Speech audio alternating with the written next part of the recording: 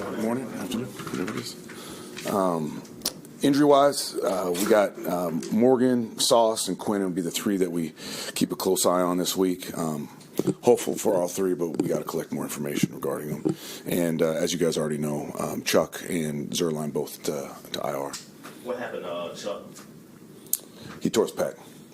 And it's crazy. Here's a guy that played almost a historic amount of plays consecutively in his time with Baltimore, and then to have two back-to-back injuries like this. I know he's so frustrated, and it couldn't happen to a better teammate and person on this team. So, although I know how he's going to approach it, and he's going to be back better than ever. What happened with Zerline? I don't think he kicked the other day, and then got an eye on him, obviously. Yeah, so the last couple weeks prior to open up his window, he started to feel healthy again. He was kicking and he was kicking well. So we opened up the window. We kicked him last week. He looked fantastic. He was, in my opinion, by far the best of the three. So we thought that was the best option to go with on game day. Unfortunately, right before the game, his back tightened up a little bit in warm-ups. So that was it. Fortunately, he didn't have to kick.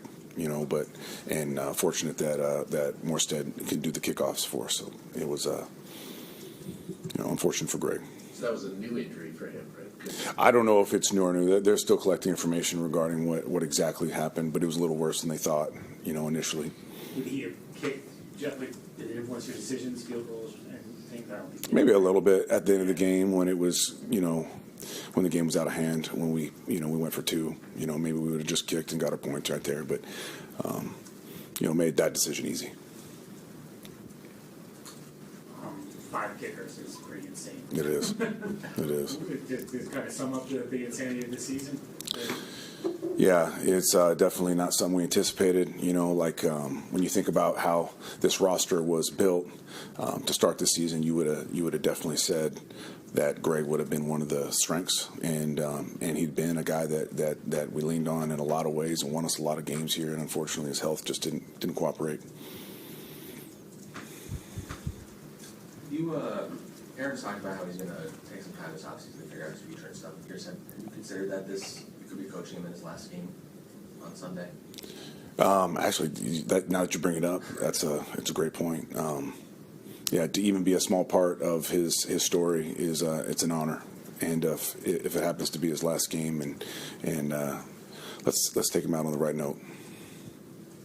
I know things hadn't gone the way that anybody anticipated, but just how has it been just coaching Aaron Rodgers this year? It's been great. I've learned a lot about football, about life, about him, about myself. So he challenges you in the best of ways. And at the same time, he's got tons of knowledge on and off the field regarding, as we all know, a lot of things. So I'm a better human being for being around him this amount of time. I know this a while ago now, but I just wondered if you could go back. Week 3, you guys beat the Patriots on that Thursday. Right. Do you remember what you were thinking when you left the stadium that night? That we were about to start rolling.